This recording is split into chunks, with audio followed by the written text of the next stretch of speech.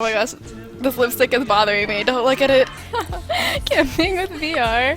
What part of this picture says camping to you? I'm gonna be talking about virtual reality first. I decided I would go through all of the top virtual reality headsets on the market right now, or coming to the market soon. I already know which one I'm gonna buy, but I won't say it till the end. Basically, this is a perfect depiction right here of exactly what virtual reality will be like. The first headset I was going to talk about is the HTC Vive, and that's the Steam one. It has the most sensors on the headset. I think it has like 27 sensors just on the headset. In all, it has 70 sensors, including on the hand control things.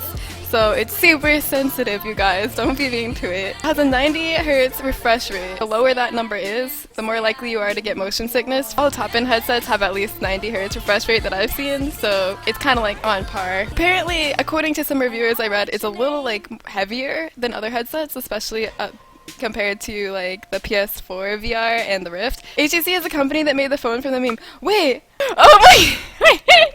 You mean when they're like interviewing the Pro League player? I forgot who it was, but they're interviewing a Pro League player, and then in the middle of the interview, he just pulled out his phone. He's like, "1 second, sorry, I'm getting a call on my HTC phone." Kind of had a group of players that didn't really.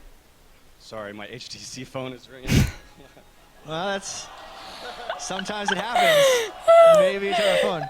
We can move on. It was a good answer. I'll move on to the next question now. Oh my god. Sorry, that was even funnier the second time. Oh yeah, big thing. This is, I think, the only one that lets you stand up and walk around inside a virtual reality world. All the other ones are sit to play, like you just sit and you move your head around, and maybe you use your controller to walk around. This one, you can actually set up sensors in your room, and it'll like know where your walls are, and it'll alert you if you're getting too close to them. It's also, I think, the most expensive one at $800. This one also has the widest vertical field of vision, so you don't have to like move your head up and down as much, because this is what it looks like on a person. It also has a front-facing camera, which is, I think, unique to this. If you drop your controller and you need to find where it is without taking off the headset, you just toggle on that front-facing camera and you can see again. That's pretty cool. Especially because like most of these headsets, they're kind of a pain to take on and off because you have to like adjust them to your head and make sure they're tight. It's really nice that you don't have to actually take this thing off to see things. You could actually probably live your whole life with this thing on. Just use the front-facing camera when you're not playing games. Even though it seems like the best, I don't know if it's the best enough to justify the price tag. So let's talk about some of the other ones. Oculus Rift, pretty much the first one. It works with a computer. You can just plug it in. It has a 90 Hz refresh rate, just like the HTC Vive. Controllers aren't out yet, so if you order the Oculus Rift now, you'll get it with, as you see in the picture, an Xbox One controller. Apparently, it's also less like real seeming than Vive. It's not as high resolution, so if you look for it, you can see the pixels still. But what I've heard with basically all these headsets is it almost really doesn't matter like how good the resolution is or how good the graphics are for the game you're playing. Like apparently once you put any of these things on, you're completely immersed and everything feels real. So I don't think like the resolution is as huge of a deal breaker as it might seem like it is to someone who hasn't worn these before. It has spatial audio, so like 3D audio they're calling it, where sounds happen in relation to where you're moving your head or where you are. If you want to see what the Oculus Rift looks like on a person, it looks like this. So basically what I'm saying is if you wear this, you'll look extremely cool. In the picture, he's using the touch controllers, which aren't out yet, so you'll actually look more like that, but with an Xbox One controller. How does the Oculus Rift is $600 versus the HTC Vive, which is $800. The next headset I want to talk about is the PS4 virtual reality headset, which you guys might be familiar with if you watched E3. It's coming out in October. This is the only one I've shown so far that's not actually out yet, but I'm pretty excited for it. The biggest strength is the price tag, which is $400, which is half of what the Vive is. It's like the cheapest one that you don't use a smartphone for. The other big strength it has is it has a huge variety of launch games. It's gonna have, according to Sony, they're gonna have 50 games specifically made for it by the launch date in October. A lot of them are like big title, fully fledged games, not just little mini games. There is gonna be mini games for it though that come with it, like kind of like a Wii Sports type thing that came with the Wii. It's gonna have something like that. If you want to see what it looks like on a person, this is what it looks like on a human being. There we go. It's beautiful. You use the little Move controllers, which you might be familiar with already. The only problem is you have to have a PS4. Yeah, you do. You have to have the PS4 for it. You have to have the camera. Well, the camera comes with, if you buy the bundle, it'll come with the camera, the Move controllers, the game pack, everything you need. The only thing it doesn't come with is headphones. So like, you have to use your own headphones, but it has its own, what is it called? A new 3D positional audio engine specifically for PlayStation VR. One of the other huge strengths is this has the highest refresh rate of all the headsets. So I said that the Vive and the Oculus Rift have a 90 Hz refresh rate. The higher that number is, the better and the less likely you are to get motion sick. And the PlayStation 4 virtual reality headset has the highest refresh rate at 120 Hz. And apparently it's comfortable too. Okay, this one has like not that good of resolution compared to the others. It is a drawback, but I don't know if it's a drawback worth paying $400 to improve.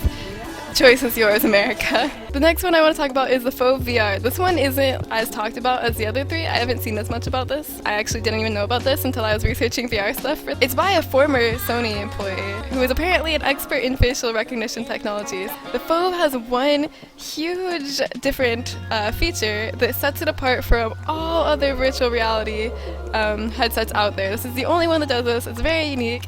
Not only does it track your head movement, which all of them do, but it also tracks your eye movements. You can like select things and move the screen and aim and whatnot without even moving your head. You just need to move your eyes and look around, which is huge. It really just takes away a lot of physical exertion you have to do. The eye tracking is accurate to 1/5 of a degree, so that's pretty accurate. The prototype for this is like extremely uncomfortable to wear, but they're promising that by launch date it'll be comfortable. Who knows if that is true. If you pre-order it right now, you can get it for only $349, which is super cheap. That's even cheaper than the PS4 one, and you don't even need a PS4. If you wait till launch date, then it's gonna cost $500. That's all I have to say about the Faux VR. So, those are all of the main ones for the computer or for a console that I've looked at. But I have some more to show you that are for smartphones. So, what, are you looking at my lipstick shirt? No, please. Roll the sleeve up. Oh my god, Sunshine Faces, you're a genius. Alright, Sunshine Faces is absolute genius. No, you can still see it on the other side. You can still see it. How's this? Is this better? Is this less distracting? So anyways, onto the smartphone ones. Here is the cheapest one of all. Dun, dun, dun, dun. Now this one is by Google, and this is called the Google Cardboard. This is $17. If you just want to like get a little taste of VR without dropping some big money, you can pay $17 and get this hunk of cardboard from Google. It's not just cardboard, it has some kind of lens in it, so you're not just paying for cardboard as it may seem. But it has been described by some as, quote, looking at your smartphone screen through a magnifying glass, which is pretty much what it actually is. Here's someone wearing the Google Cardboard, in case you wanted to see what it looked like. Here's another smartphone one where you just pop in your smartphone and go, but it has a little bit of a different price tag. $99. This is called the Samsung Gear Virtual Reality, and it is only compatible with a Samsung, Samsung Galaxy phone. So if you don't have a Samsung Galaxy phone, just forget I ever showed you this. Apparently it's pretty good. It uses the same technology as the Oculus Rift, collaborated with the same people who made the Oculus Rift, and if you go to the site, the Oculus site, to buy the Oculus Rift, there's actually an option to buy one of these too. So it's basically the same technology, just like slimmed down and doesn't have any kind of display. You have to provide your own display with your smartphone. For all these smartphone ones, you're gonna have to buy a separate controller, like some kind of Bluetooth controller to go with it. Even though they all seem pretty cheap, you're gonna have to add on the cost of buying a controller to these. Want to see what it looks like on somebody? There you go. This is what you could look like today if you bought a Samsung Galaxy and then bought this $99 smartphone virtual reality headset. The next smartphone virtual reality headset I'm going to be talking about is the Zeiss VR1. So if you've never heard the company name Zeiss, Z-E-I-S-S, they make lenses. Let me see, what did I write down? They're a well-known lens maker. That's all I wrote down for this. They're a well-known lens maker. So apparently the optics are really good. It's a really expensive smartphone virtual reality headset. This is what the Zeiss looks like on a person. So I included these pictures of people wearing them so that you would know how stylish you would look if you bought these things, because that's a very important factor to consider. You know, if you're wearing them on the go. You thought this one was expensive for a smartphone virtual reality headset? Wait till you see the next one. Check this one out. Look at this baby. This is $700 for a smartphone virtual reality headset. Not too different from the Google Cardboard. It's a little different from the Google Cardboard. You wear it like headphones. You can like wear it in public, on the go. They look just like headphones. You want this one? It looks like headphones, but then you like slide down this part and you're in virtual reality. So you just go virtual reality activated. This is called the Avagant Glyph. The thing that sets this apart and supposedly is worth like $500 more is that instead of having you look at your smartphone screen through some kind of lens, which is what all the other ones do, your smartphone is going to be here on the side of your head, and it uses a complex system of micro mirrors to direct the image from your smartphone into your eyeballs. Since you're not looking directly at a screen, it reduces eye strain, and it's cooler, I guess. I don't know. It helps make the design more sleek. So you just have this thin band across your eyes rather than a bulky like box with a smartphone in it. If you're into style and you got $700 to spare, I would say go with this one. You can't put a price on style. I'm not a sellout! None of these products sponsor me, not even PS4 or Sony. Okay, I'm just being a sellout without being paid for it, I guess. I've seen very few reviews for this, like, despite the fact that it's on the market right now and available to buy to the public. I've seen very few reviews for this, and I think that's because no one wants it. This is what the Avagant Glyph looks like on a person. If this could be you, in public, looking cool, playing on your smartphone, playing your Candy Crush in the future. I'm just gonna put that out there. You can do what you want with that information. If you want to look like you're from the future, like you're a futuristic douchebag, then buy the $700 product. The last final smartphone VR headset I've got to show you is the Free Fly VR. And I have nothing to say about this one. I literally, I added this one to the list last minute. I did no research on it. All I have to say is this is what it looks like. This is what it looks like on a person. It comes with the hammock, I'm pretty sure. If you want to spend $80 on something I've told you nothing about, this is your chance now. Those are all of the virtual reality headsets I have to show you. Of the ones I've shown you today, or you can say one that I haven't shown you today, which one do you think you're gonna get? If you're gonna get one. And can you guess what mine is? Vive is $800 though, you guys. Okay, I know Vive is the best. I know it's the best, but you're really gonna pay $800 for it when there's cheaper options that are basically just as good, just not as good. I know none of you would ever see this coming, but this is the one I chose.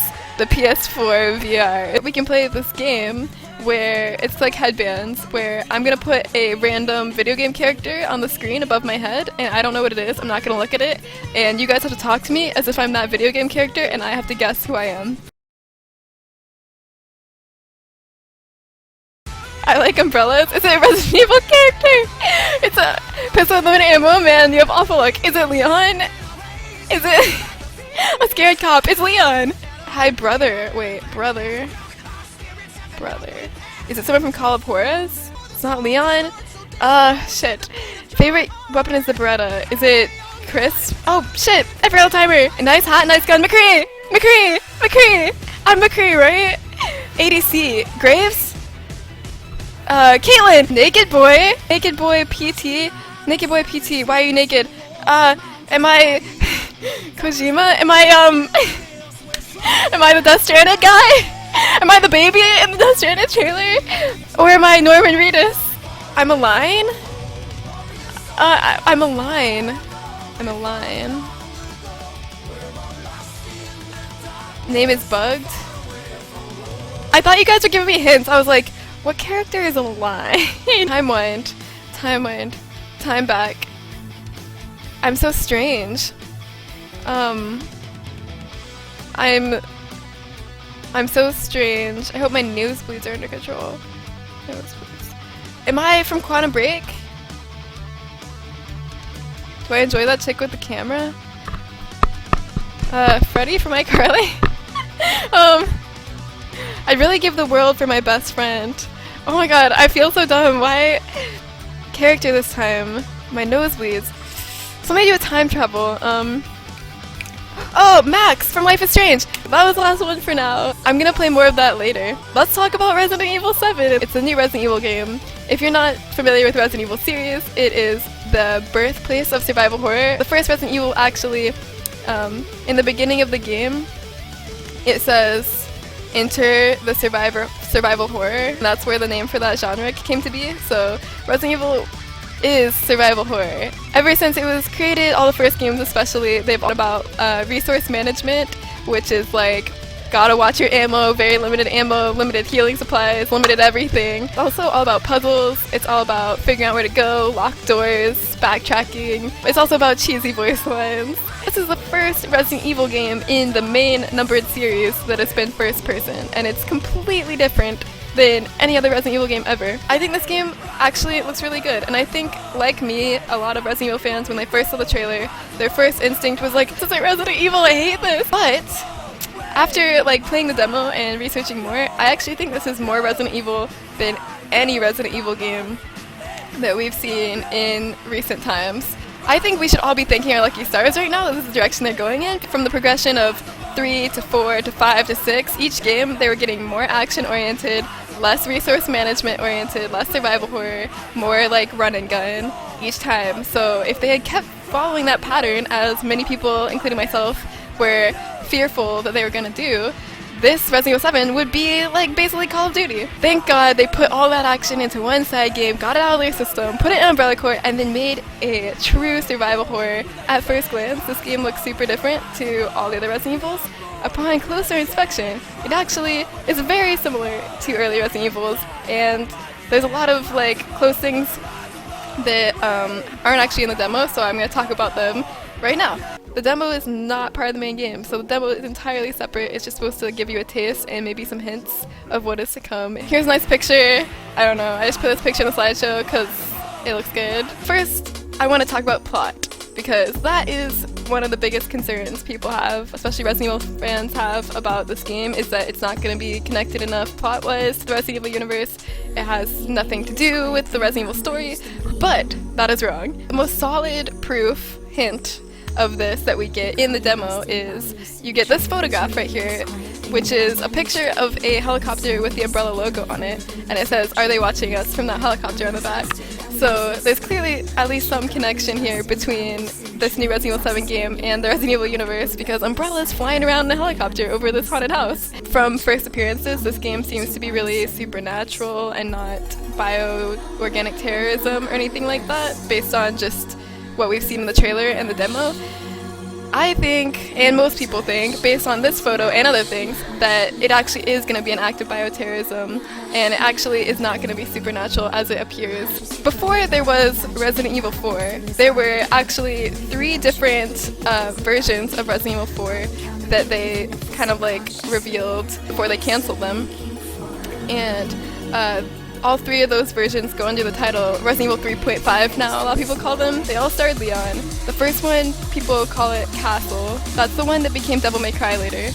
And then the second one is called Hallucinations. It's where they added more supernatural elements to the game. And then the third one was called Zombie, which is when they went back to zombies, and that later was closer to what they turned into the actual Resident Evil 4. The middle one, Hallucinations, it's really similar to Castle. It takes a lot of the same things from Castle, but it adds like ghosts and spooky baby dolls and knights in armor that move, which actually they kept for Resident Evil 4 in the part where you play as Ashley. For the Hallucinations version of Resident Evil 4 that never came out, it was supposed to be that the progenitor virus had some kind of development, or they found some kind of way to use it to induce hallucinations.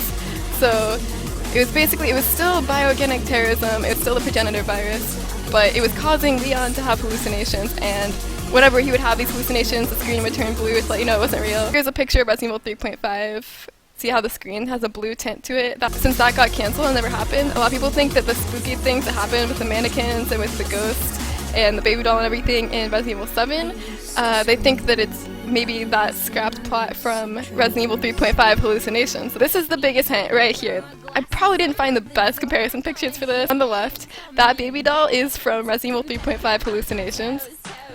And then on the right, that baby doll is from the Resident Evil 7 demo, and it falls on you when you pick up the bolt cutters. And it looks really similar to this one from Hallucinations. You can't really see it in the pictures I chose right here, but trust me, they look really similar. I think that maybe what's happening is Umbrella's doing a very localized experiment, maybe on this small town or just on this family's estate.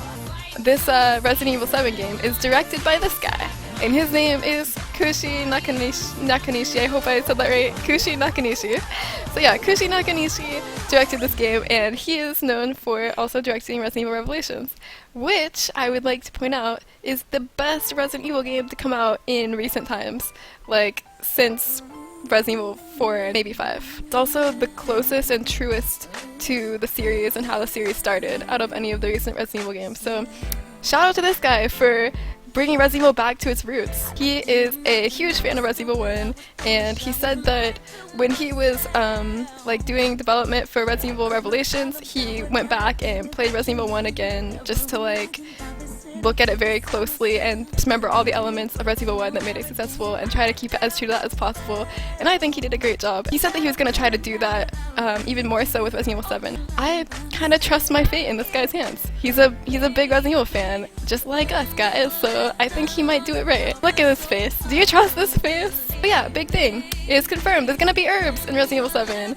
And not only did they confirm herbs, they confirmed that there's going to be puzzles, they confirmed there's going to be a huge focus on resource management, meaning scarce ammo, and it's not going to be a gun fest, they said. Some people took that to mean there's not going to be guns in it, but I'm pretty sure that's not what it means. I think it's just going to be very restricted ammo. They confirmed there's not going to be any quick time events. We saw in the demo that you have 4 item slots, like on your D-pad, because the hatchet fills one of them.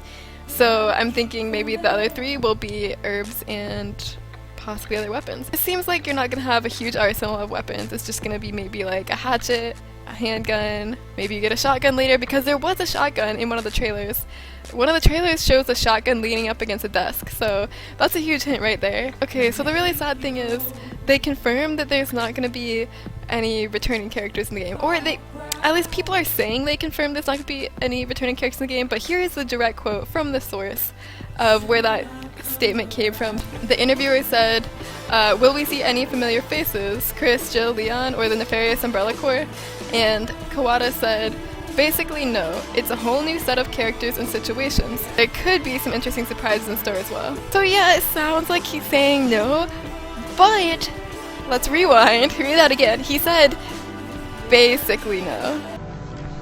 Basically no. There it is right there. Leon's coming in. Damn, Jeremy, you look good. Wait, my name is Jeremy? Am I Lugia? Egg? Is that a hint? Bird's cold in here. Kaka. Is it a Nebula? I do science. Cake. Cake boss? I want to kill you. I like cake? I hate humans. The most annoying robot ever. A robot. I'm a robot. I'm a robot. Cake? Why do I try to kill everyone I meet? Bastion?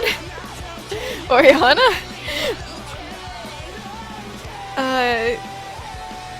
Yeah. Cake? The cake. Oh, GLaDOS! GLaDOS! Box moving. Metal Gear Solid! Solid Snake! What time is it? It's high noon? Is it high noon? Is it Fikri? It's a me? Jumpman? Good try though. What am I? A cow? Am I a cow character? It's a me. It's a me! It's Mario! Side cop. Side cop.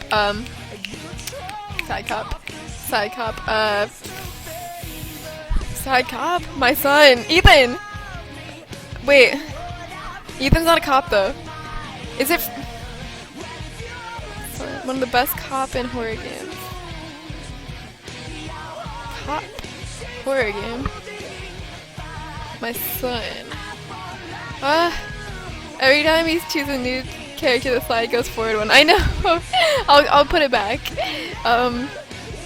How's your first day at work going? Leon! Leon S. Kennedy! Stop PKing! Ness! PK fire! Gems? Tarek! I'm so fucking annoying. I'm annoying.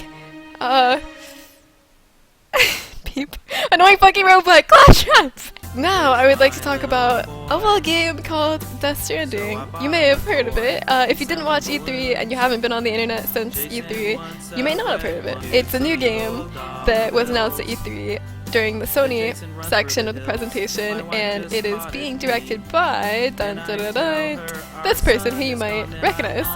This guy, Kojima, is famous because, I mean, he might be famous for more stuff, but the only thing I can think of right now is he created Metal Gear Solid, and when he created Metal Gear Solid, he didn't just create a new game or a new game series, but he actually created an entire new genre. Prior to Metal Gear Solid, stealth was not a game genre. He was talking about how when he came out with Metal Gear Solid, it was originally marketed as an action game just because they didn't have a word, like they didn't have a genre for stealth games, so they didn't know what to call it. He's a really innovative, creative person. One of the biggest things that happened with him in recent years was he was working on this horror game that was highly anticipated called Silent Hills. The demo for it was called PT, and a lot of people were really excited about it, including me. It got cancelled by Konami, and they also, I'm pretty sure they fired Kojima, or Kojima left. Pretty sure they fired him, got rid of him, and then we haven't really heard from him. He came back at E3.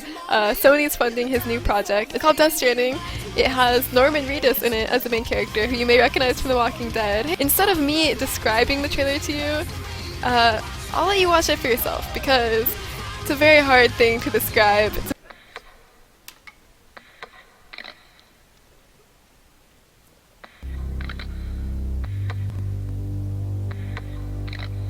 Take this.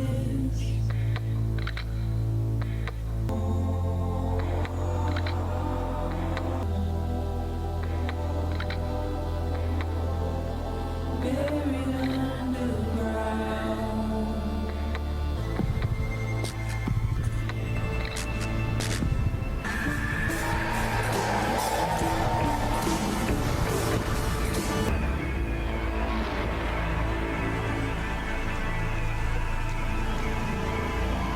Alright, so that was the trailer they showed at E3 for Death Stranding. As you can see, it leaves more questions than answers. The first thought I had when I saw this trailer was, oh my god, yay, there's gonna be like finally a game with a trans lead character. I've seen more about it, and I'm kind of the opinion it's probably not gonna be a trans main character. It's probably gonna be some kind of sci-fi thing where like some aliens surgically implant a baby into him or something.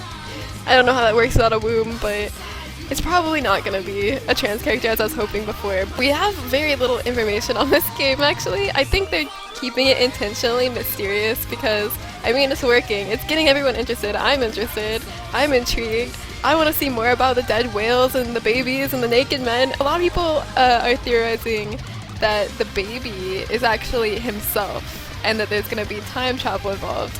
And the reason that people think time travel is going to be involved is because of these dog tags. If you zoom in on like the really high-res artwork for this game, you can see on his little dog tag type things, there's actually little equations. Some Tumblr user named Mokadara saw these equations and explained them. First equation is the Schwarzschild metric.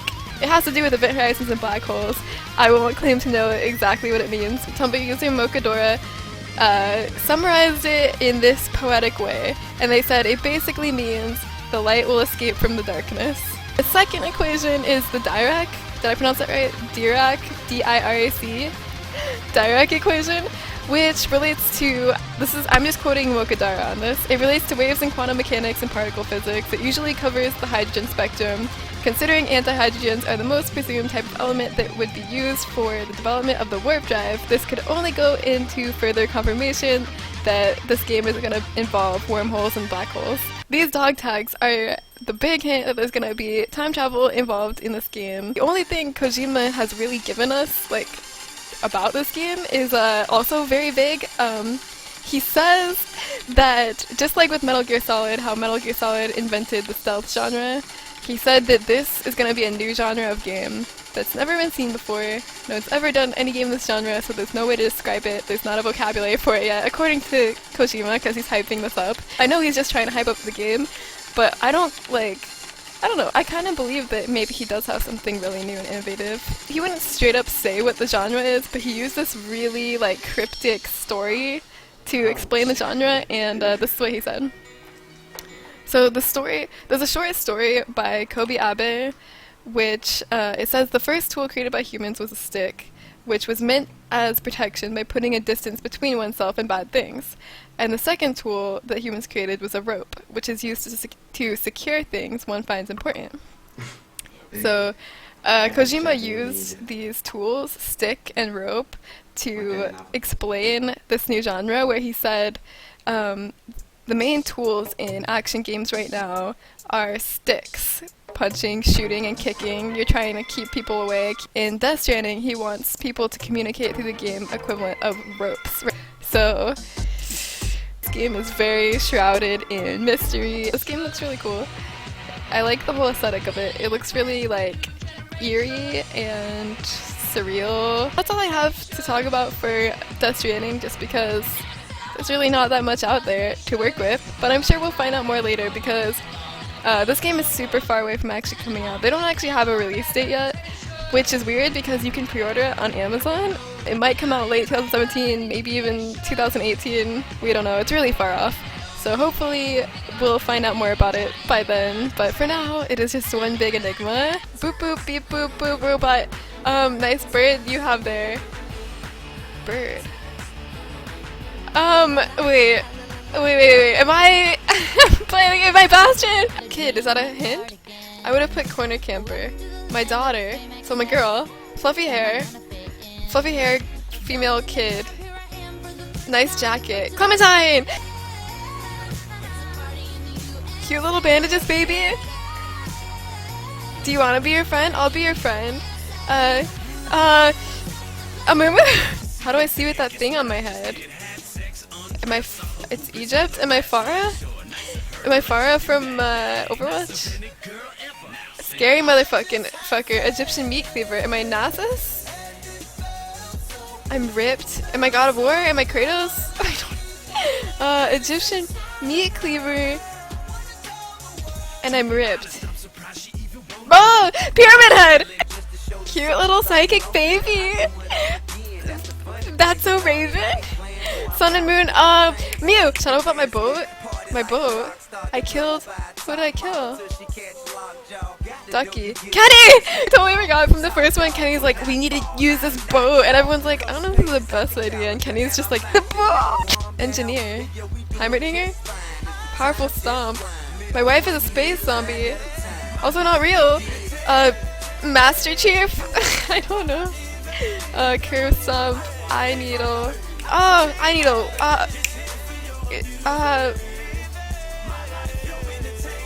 Dead Space. Isaac Clarke. Has a cute Sailor Moon outfit. Lux. Angsty emo psychic cat.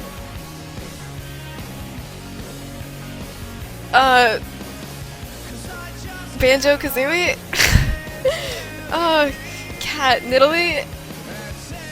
Angsty. Mewtwo! Mewtwo! The penis fingers!